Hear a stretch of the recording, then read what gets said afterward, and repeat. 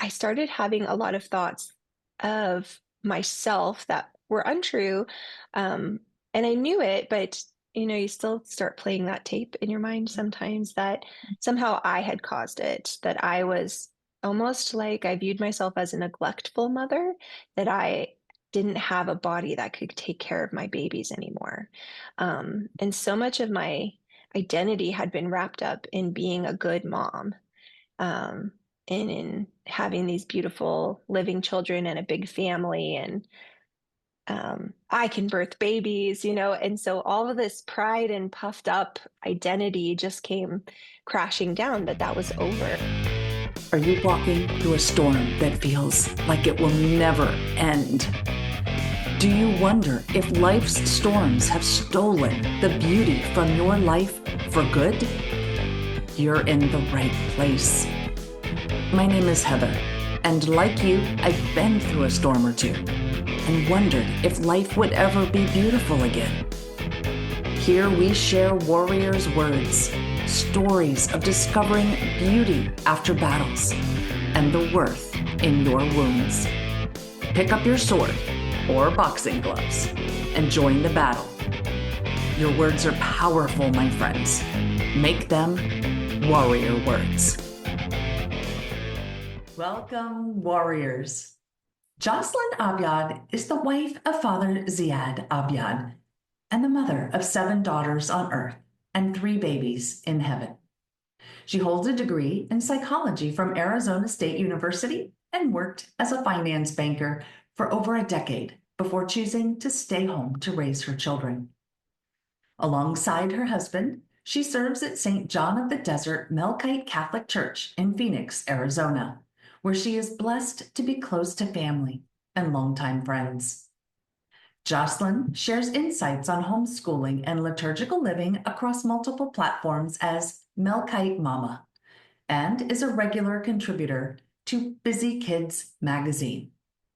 In 2024, she co-founded We Carry You Still, a nonprofit ministry offering support to women and families who have experienced miscarriage or infant loss. Through her work and personal experiences, Jocelyn's mission is to uplift and support those navigating grief while nurturing faith and community. But before we hear Jocelyn's story, here is a review from Lacey W. I'm sorry, that's Lacey L. My apologies, Lacey. Real life and so encouraging. In her intro, she says you're going to laugh and cry, and you are, but in such a good way. What an encouragement, and so good to know those of us who have been through trauma.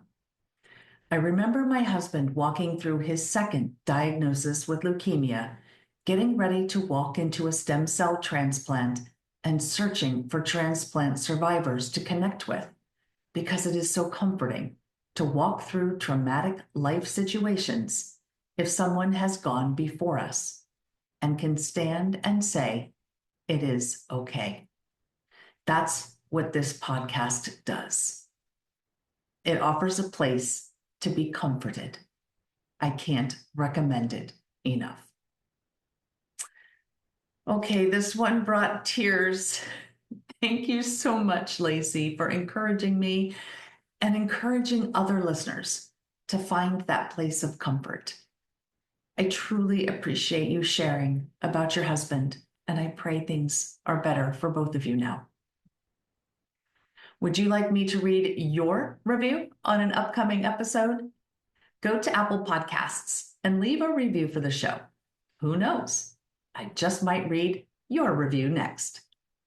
And then after you leave your review, come and join us in the Warrior Words Facebook community at facebook.com/groups/warrior words.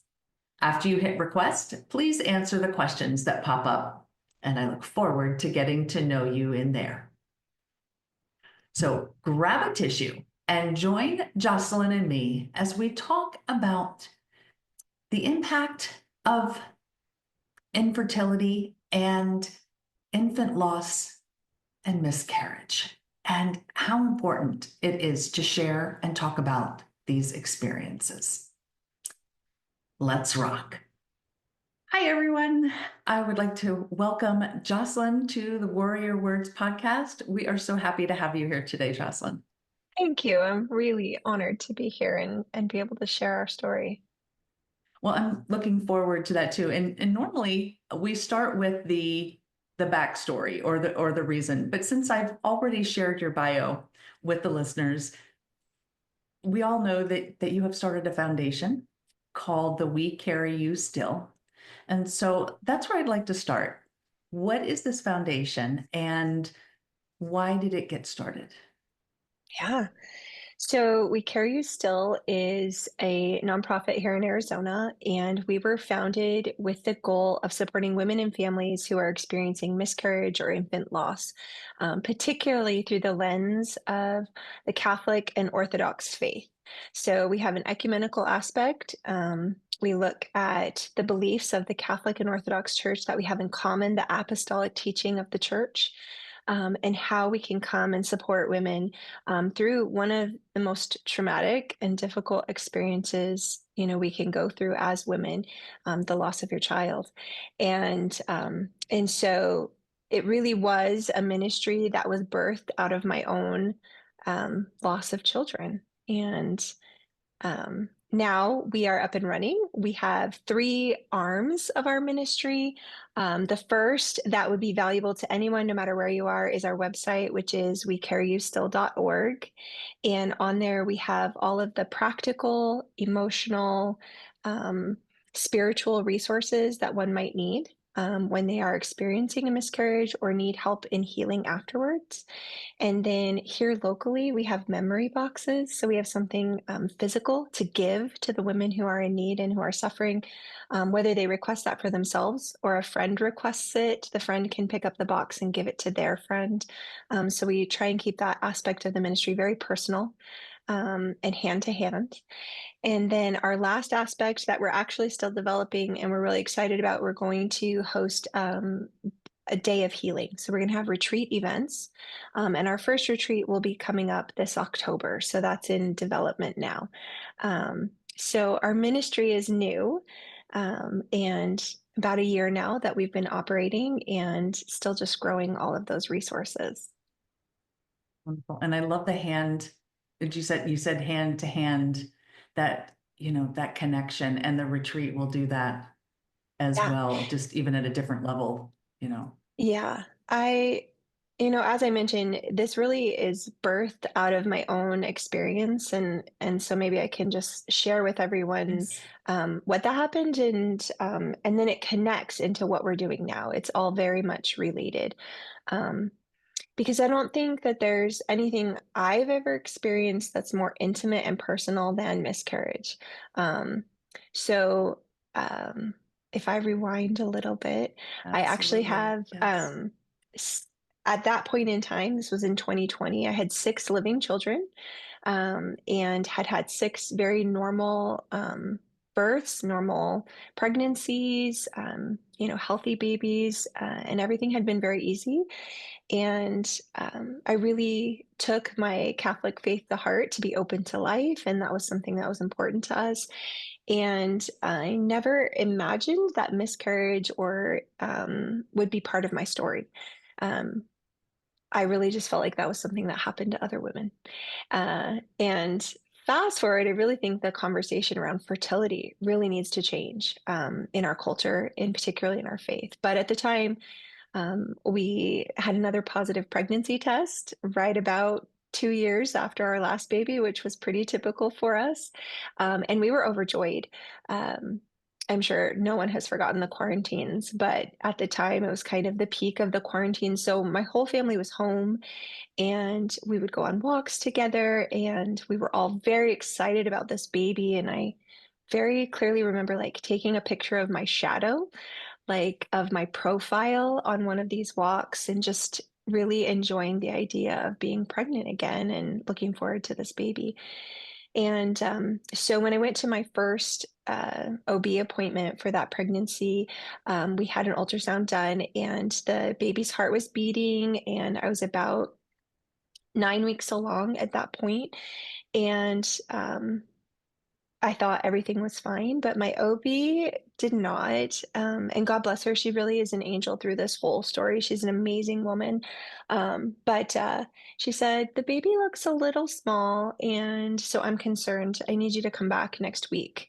And that was really just blindsided me. It was, again, just not something that I expected or anticipated. It happened to be Holy Week.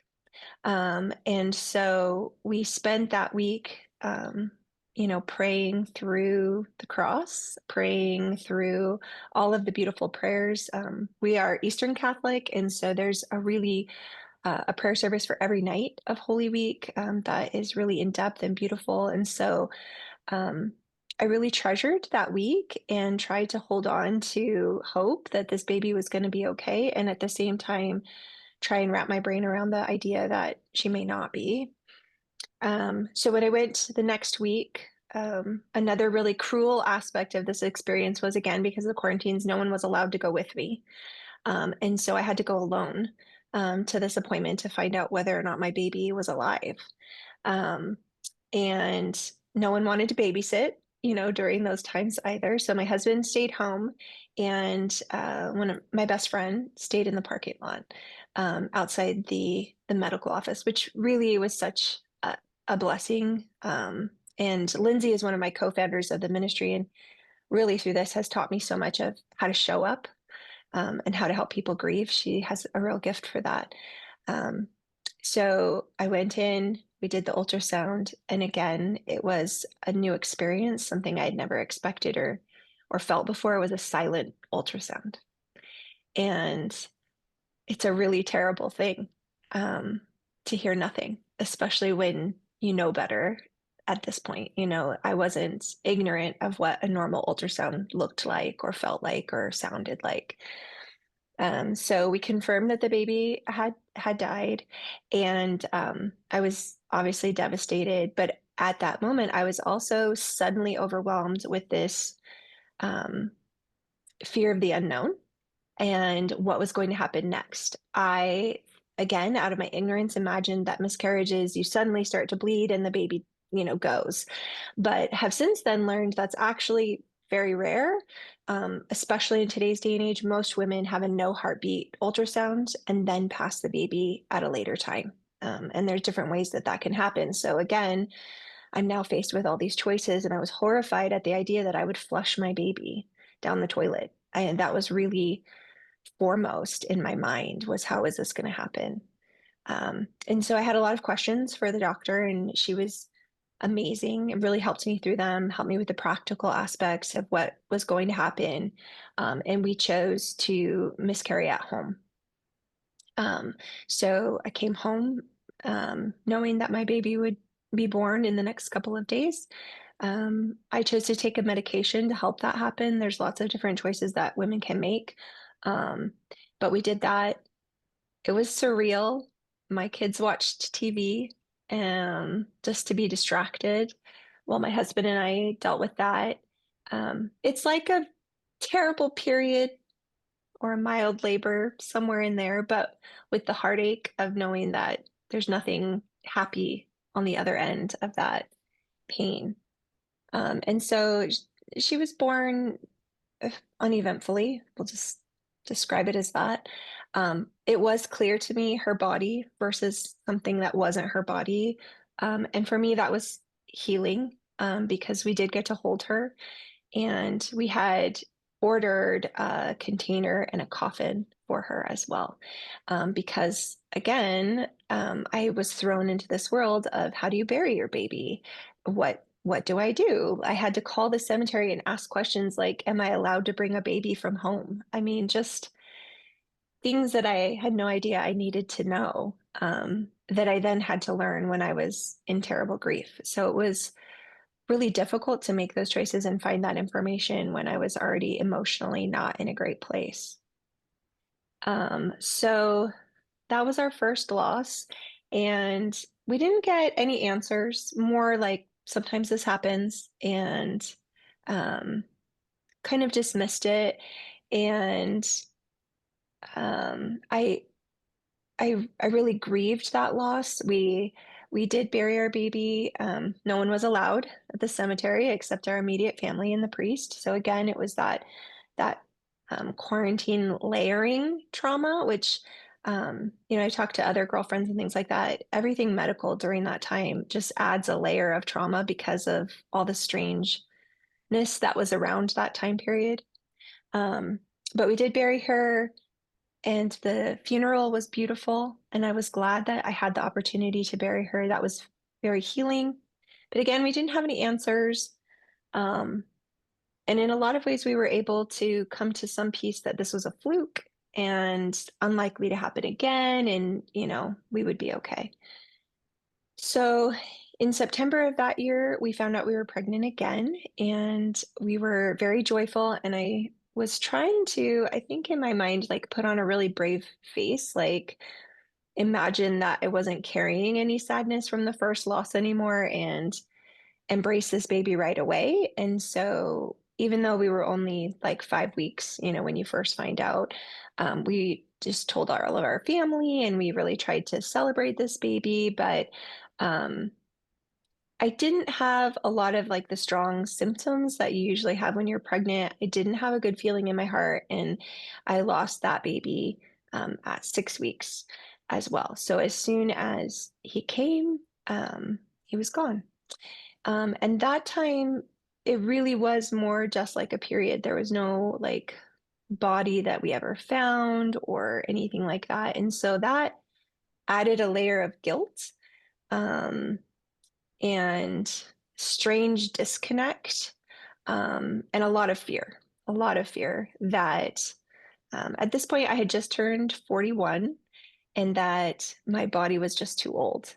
And I started having a lot of thoughts of myself that were untrue. Um, and I knew it, but you still start playing that tape in your mind sometimes that somehow I had caused it, that I was almost like I viewed myself as a neglectful mother, that I didn't have a body that could take care of my babies anymore. And so much of my identity had been wrapped up in being a good mom, um, and in having these beautiful living children and a big family, and I can birth babies, and so all of this pride and puffed up identity just came crashing down, that was over. And what does the end of your fertility look like? And maybe um, some of the women that are listening can understand that too, like coming to this end of your fertile years. I don't think anybody really warns you what that's like either. Um, because babies are just so put down in our society as like a trap. And so when babies are your joy and that period of your life is coming to an end, that's a difficult thing to grapple with, I think, even in the most healthy and positive circumstances. Um, but so shortly after that, we found out we were pregnant again over the holidays. So over Thanksgiving and Christmas, we found out we were expecting again. I was full of trepidation. I was so anxious. I was not joyful at all. Every time I would go to the bathroom, I would be looking for blood. Every time I felt a twinge, I was sure that this was the end. Um, and because we had had two previous losses, the doctors were really great. We had more checkups than usual. We did a full genetic workup and extra ultrasounds, and this baby was growing and thriving by all indications. In fact, I was looking through my journal during the time, just to kind of bring everything fresh to my mind before talking to you today. And I had forgotten one of his first ultrasounds where my husband was able to come. He had like leapt across the screen, and we were like, oh my gosh, this baby is just bouncing. And we also, because we had done the genetic testing, it's really cool. They can tell you very early what gender you're having. So we knew that this baby was a boy for sure, which was obviously a big change for our family as well. Because I only have girls, living girls. So all of my children that I have with me are girls. So we were going to have a boy. And we got all the way to 15 weeks. And That week, another friend of mine was pregnant and she had mentioned feeling the baby move. And all of a sudden, I just got sick to my stomach and I realized that I hadn't felt the baby move. And I tried to just minimize that, but it really just sent my anxiety through the roof. And so by the time I got to my checkup that week, my pressure was really high, and I just started crying. And I told the doctor, I'm really worried. And so even though I wasn't scheduled for an ultrasound, she was like, let's get you in here. She's amazing. Her name's Dr. Brodsky. I really am so grateful to her. But so she got out the ultrasound, and again, um, I know what I should see. And I told her, I said, I don't see a heartbeat. And she said, I don't either. And so I knew that this baby had passed away as well. And I was alone because we were so far along and we thought that all the danger was past. So she called my husband, and he met me right at home. And then we had to tell our other children that the baby had died, and they cried so hard. And that was just like, wound on top of wound, um, to just comfort them when I had no comfort to offer. Um, and so again, we just faced the reality of having to figure out how we were going to do this. So you have all of the emotional, terrible things, but you also have very practical things. So when you're that far along, you have to deliver in the hospital because it's a more dangerous time to lose a baby. So this time I had to navigate the hospital system, and I was told that they wouldn't let me take the baby home, that I would have to hire a mortuary. If I wanted to bury the baby. I was given a lot of misinformation, and because it's I'm very stubborn, but I also it's interesting when your baby dies, there's very little that you get to do for them. And I found this like mama bear type of energy or fierceness within me that I was going to protect my baby. And it's very difficult to leave your baby somewhere you can't follow. And that that became my motivation to put, the emotional aspects kind of on the back burner and become a very practical place. And so I was like Googling my rights and hospital policy and making all of these phone calls. And I was able to find out that in Arizona, and the laws are different in every state, you are allowed to bring your baby home, so that they can be buried. So you don't have to submit to all these other things that I was being told I did. So I went into the hospital honestly with almost an antagonistic mindset, like that came from this like protective, fierce place. And I feel very grateful because the first nurse that we got, rather than talking to like hospital staff, I think who were like just more corporate and didn't actually understand the reality of what it's like to minister to a woman who's losing her baby, the nurse was incredible and assured me that all of my rights would, or, all my requests would be respected. And so that kind of put me at ease. I remember that I asked them to do one more ultrasound, that we would just make sure that they weren't wrong and that there wasn't some chance that we were going to have a Lazarus moment, that he would come back to life. And he hadn't. And so we went through the induction process and he was born that morning. And I think the thing that surprised me the most is how beautiful he was. Um, he really was perfect.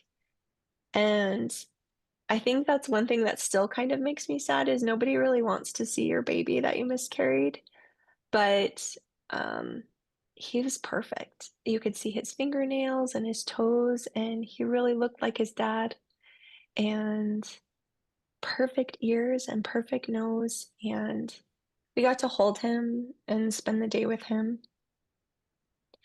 and pray, and then we brought him home. Um, we had to be interviewed by social workers who thought we were crazy, but in my mind, this was the best thing that I could do for my son because I knew he wouldn't be in someplace alone without me. I would be taking care of him until he could be laid to rest. And for me, that was important.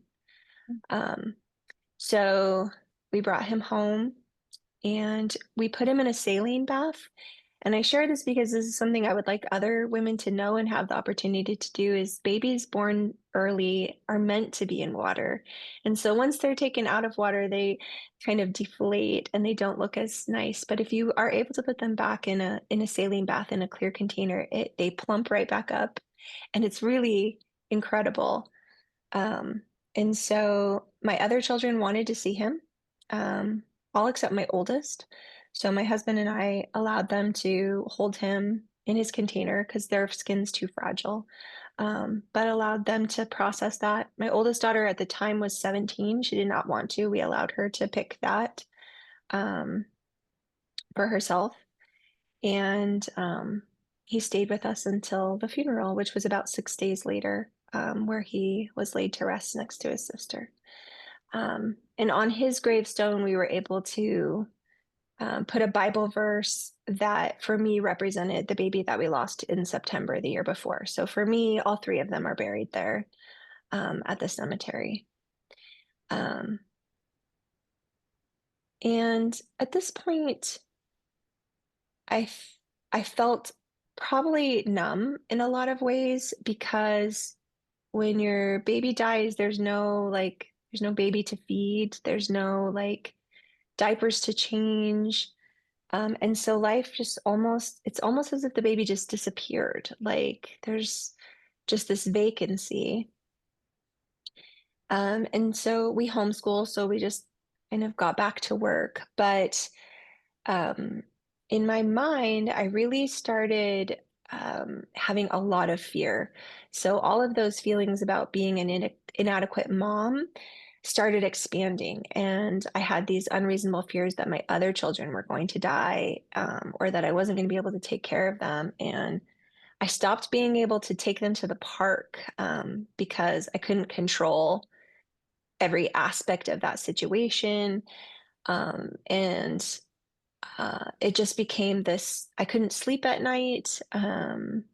It Instead of sadness, all of my feelings, all my grief was expressing itself in fear and anxiety in places where I knew I was being unreasonable. Like I could look at my behavior and be like, Jocelyn, you are not being reasonable right now. And yet I couldn't help the way that I was feeling. And I called Lindsay again one morning. We were supposed to go to a birthday party and I was just sobbing. I was like, I can't take them to the birthday party. And so I knew at that point I just really needed to seek additional help. And so I found a Catholic therapist who specializes in a type of therapy called EMDR. Well, a version of it, but the specifics don't matter. The bottom line is that it's a very short-term intensive therapy to deal with traumatic experiences. And what I found is that through about 6 sessions with her, I was really just able to process what had happened to me, this news of my children being dead um, and and come to a place of healing and peace that I could keep living when my babies had not. Um, and it was a very, definitive time of, I would say, about 6 months where I was really handicapped by these emotions and these feelings and couldn't function the way that I normally would. Um, and so that was incredibly healing um, to kind of start making that turn. And then, then we start leading into the happy part, into the part where we can thrive again. But that's the story of why We Carry You Still came to be, because I lost my children. I wanted something better for other women than what I had experienced. And I think that it's wrong that we don't at least give women the idea that if you're open to life, you're inherently open to death, and that miscarriage is far more common than we talk about. particularly in our time, there's a lot of statistics saying it's becoming more common, um, even in the last few years. Women are waiting longer to have babies. It is more common as you get older, layered on top of a lot of different things. But I wanted better for other people than what had happened to me, and to make available the resources that are the most healing to other women so they don't have to research it the way I did when I was in that grief. And what struck me as you were explaining each horrific incident with your children, is that you had three very different experiences, and you had to do research each time to figure out how to handle each different experience. And while that was horrible for you to have to do, that gave you the background and the information and the weapons, if you will, to be able to serve so many other women, because you have been there and you have experienced each of those types of trials and can really relate to what just about any woman losing her baby would experience.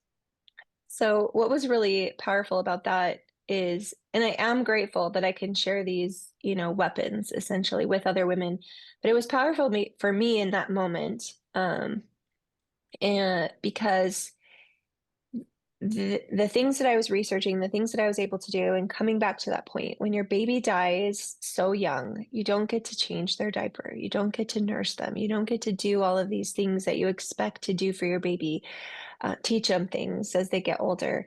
You get to name them and you get to bury them. You get to preserve their dignity, and give them that dignified death, that we all deserve, right? We talk about having a good death, but we want that for everyone that we love, and that includes our children. And so for me, I think it's really important that people, including myself, were given the option to know they had choices in what that looked like. They had choices in what a good death might be, for their child. I think choices are the most powerful weapons, because if you don't know what your options are, like you said, the hospital was giving you misinformation and telling you you had to leave your son at the hospital. Yeah. And if you hadn't done that research, you wouldn't have known that you were able to take him home and give him the proper burial. And even on top of that, give your other children a chance to meet their brother. Yeah. I don't think people give children, um, enough credit for how simple their faith can be, and how much they can process. I think in our culture, we have been trained to not take kids to funerals, to hide death from them because it's hard, and to keep them completely separate. And, my children have a unique experience in that their siblings have died, and they were old enough to understand, that I was having a miscarriage more than once. Um, so they've had that experience. And like I said, the night that we had to tell them our son had died, it was really terrible. I mean, they really were so devastated. But at the same time, holding him and burying him, they they love to talk about their siblings. If we get a lot of comments, of course, because I guess I could fast forward. There's another part of the story that we do have one more living child after all of these losses, which was its own adventure in and of itself. But so I'll go out with 7 girls in tow. So of course we're quite the spectacle. But if someone says, "Oh, you only have girls," they'll correct them and say, "No, our brothers are in heaven." And so they have this very beautiful, simple faith that, that they are in heaven. And my husband is a Catholic priest. Yes, there are married Catholic priests. That's a whole nother thing. But through that ministry, they also do have the opportunity to go to more funerals, I think, than a lot of children necessarily would, because we're serving our community. And And I think that children bring light to these really sad events, and I think they can be respectful and they can appreciate the loss that's experienced. And I think they bring great comfort to us in their simple faith and in their joy. Um, and so, far from being like traumatic, I actually think that my children grew from this experience and from being able to grieve their sibling. Um, we talk about how we thrive, but I see that my children have been able to thrive um, by having brothers and sisters in heaven. Well, I love that. I love that they stand up for their brothers. Oh, they do. They do. They do. Yeah. And yes, and they acknowledge the fact that they do have three other siblings, and Yeah. that's beautiful. It's precious. And I usually like to ask about beauty, and I think that, I mean, obviously the foundation is beautiful, but the reaction of your children, your daughters, to their siblings, and they're fiercely protective, is what it sounds like, and I Oh, love they that. are. I love They are. that. And they are a big part of the reason too for the ministry, because our Catholic faith gives us this beautiful foundation, this beautiful theology that our life is eternal, right? And so if we actually hold on to that, then my children know we have the confidence we're going to meet these babies someday. We're going to know them. Um, and when you talk about beauty from the ashes, from the terrible thing that you've gone through, I long for heaven now in a way that I never did before. And God forgive me for it, right? We should long for heaven because we'll be with God. But I think from a mother's heart, we can understand that I long to be with them. And I do feel separated from them right now, but it does make me look forward to and anticipate that time when we'll be reunited as well.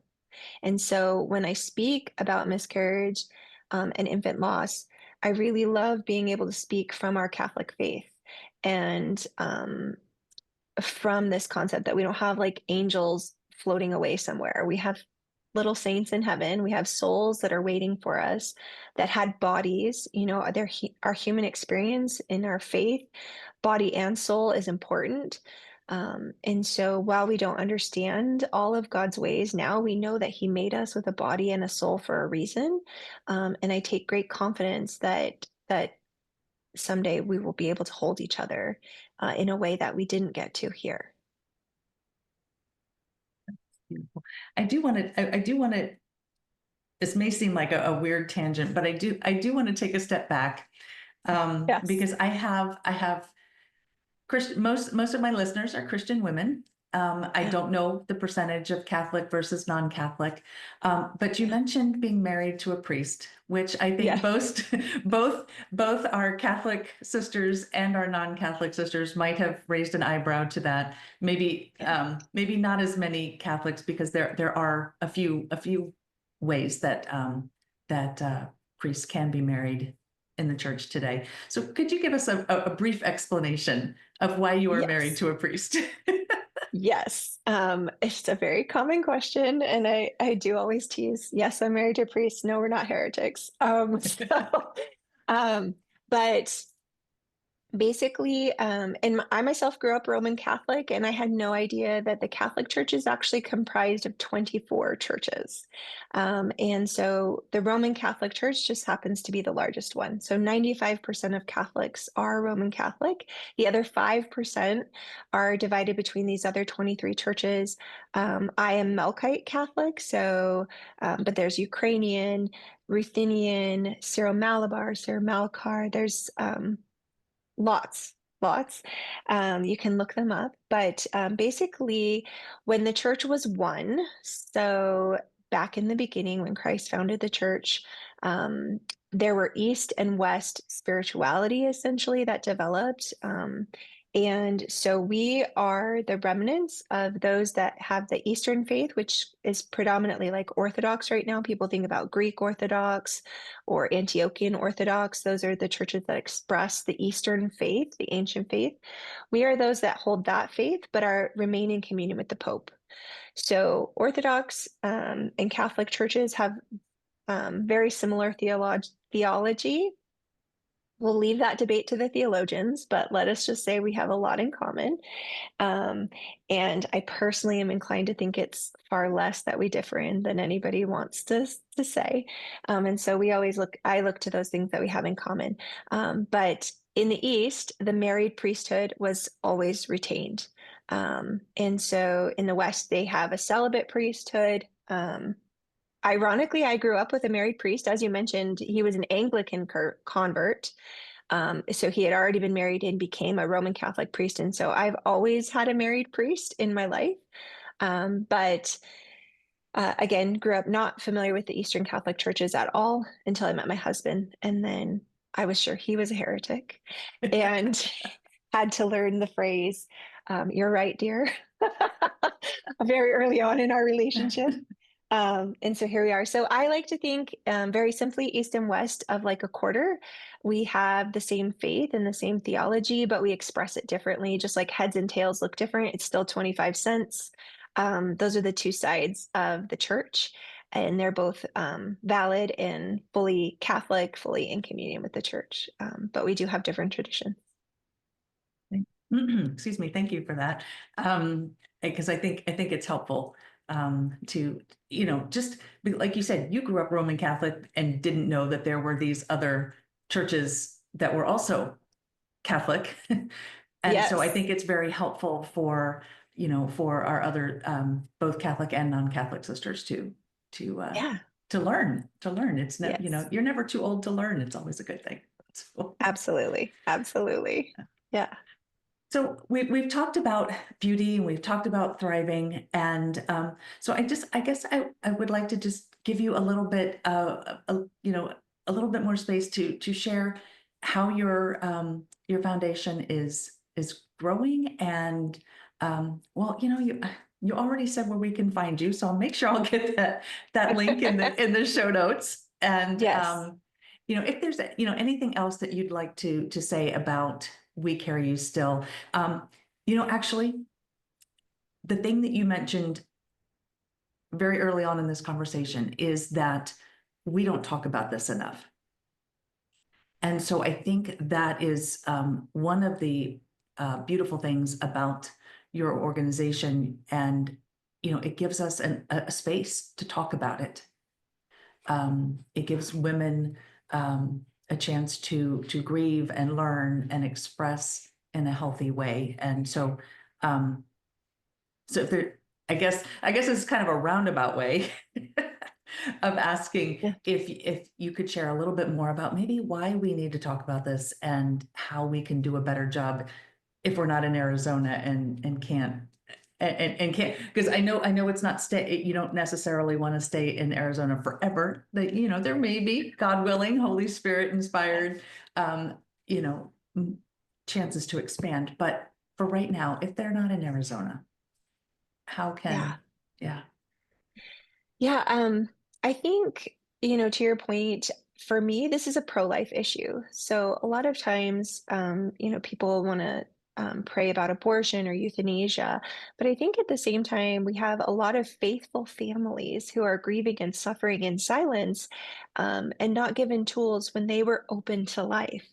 And so I think that all of us can do a better job of really incorporating this in our pro-life mentality that we want to support life from all stages. That burying the dead is a corporal work of mercy that we value, and that includes our youngest members of society.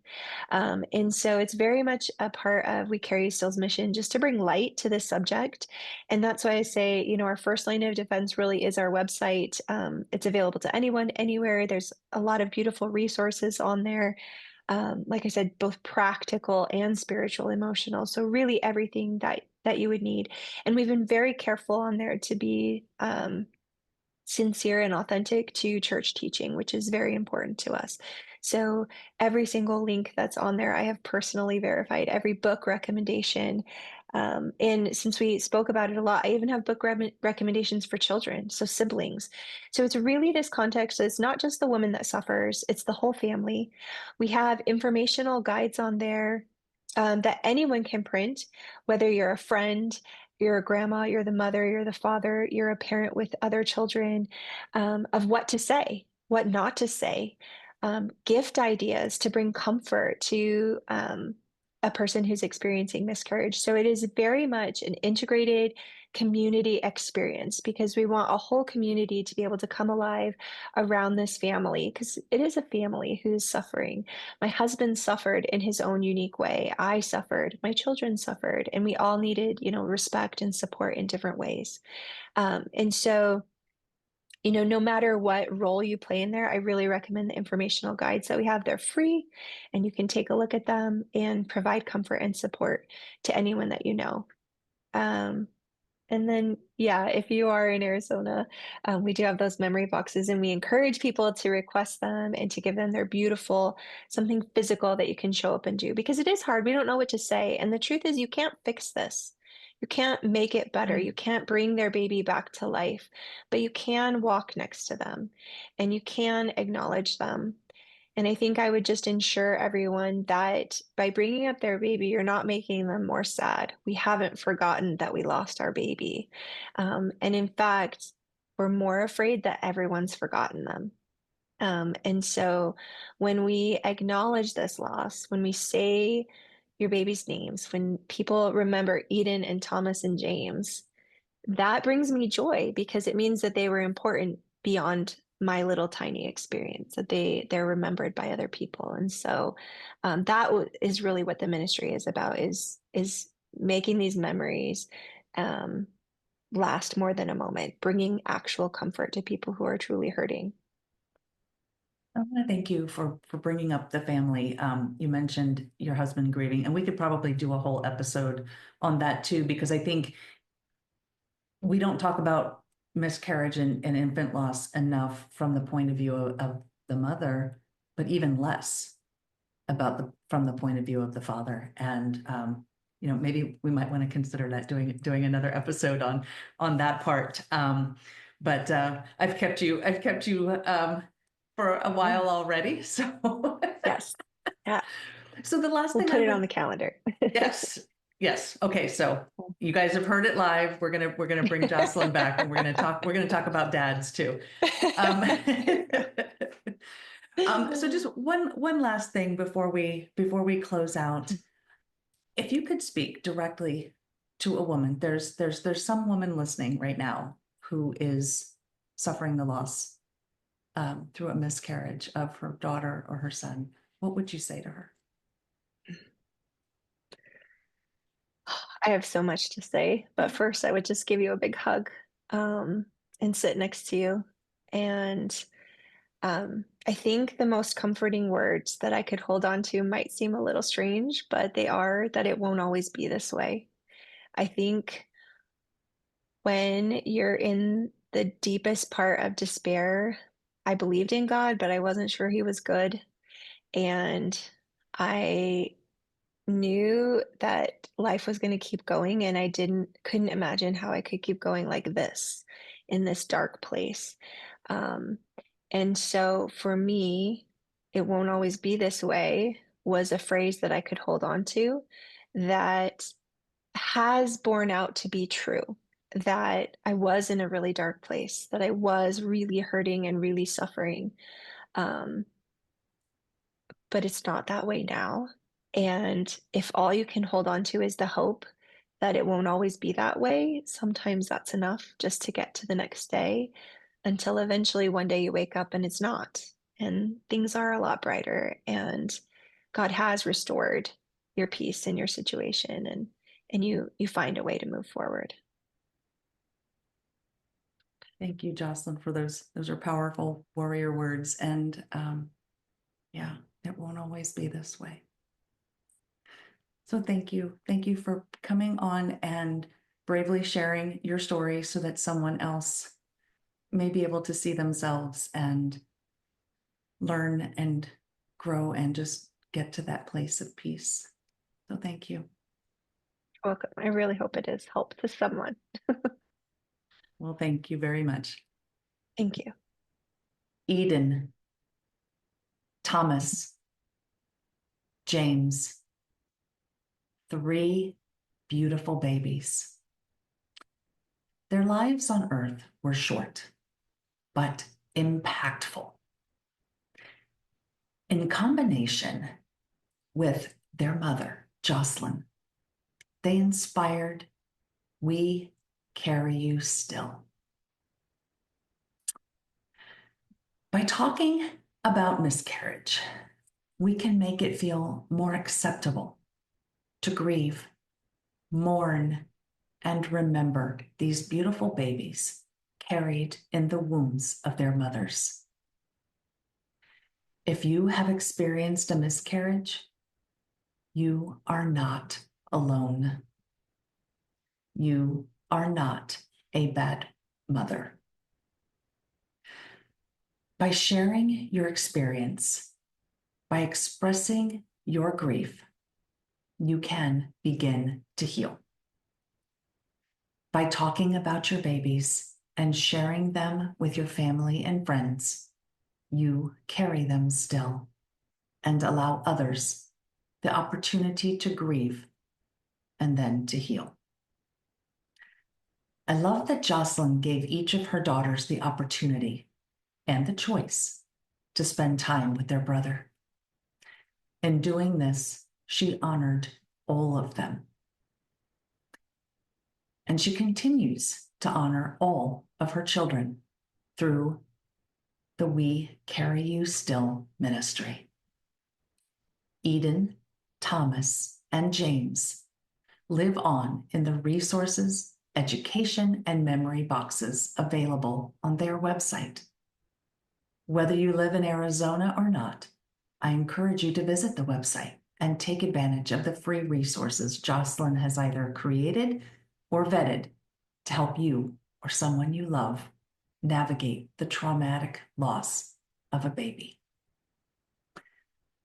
We do not believe that God causes our trauma, but we do believe He uses it for good. Jocelyn experienced 3 very different miscarriages. She had to search for information and resources each time because each was so different. She had to battle misinformation and fight for her rights and the rights of her children. You have options. And while they may vary by state, you can be armed with the weapons of knowledge and the power of the Holy Spirit to make the best ones for you, your family, and your baby. It won't always be this way. While she was speaking to mothers experiencing the loss of their baby, I think Jocelyn's words are applicable to many traumas in our lives. Hold tight to her powerful warrior words. Something to think about this week. Until we meet again, armor up, fight the good fight, seek beauty, and make your words warrior words. God bless.